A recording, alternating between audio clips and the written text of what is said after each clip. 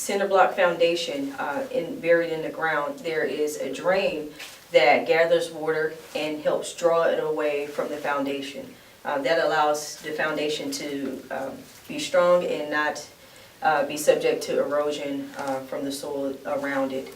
So that drain, you'll find that in your crawl space. So make sure that it is open to allow water to flow in through it.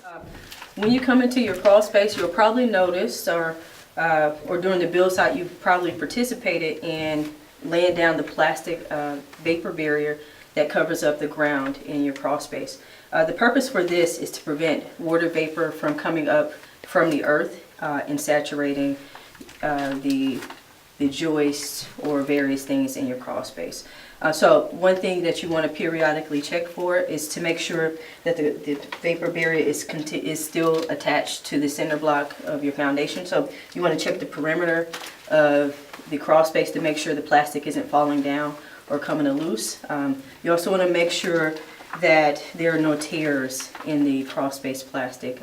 So the better sealed the crawl space plastic is, the more likely that you are to prevent water vapor and other unwanted things from coming up from the ground into the crawl space. Okay. So storage. Your crawl space is not a basement.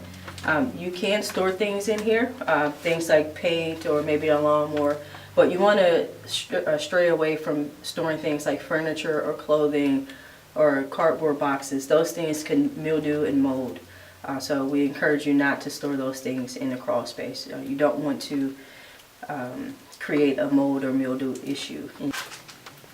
Okay, if you look down at the ground, you might notice water beading under the crawl space plastic. That is okay. What you don't want is water coming up through the plastic, say for instance through a cut or tear. Water beading is something that will normally happen, so don't be alarmed when you see that.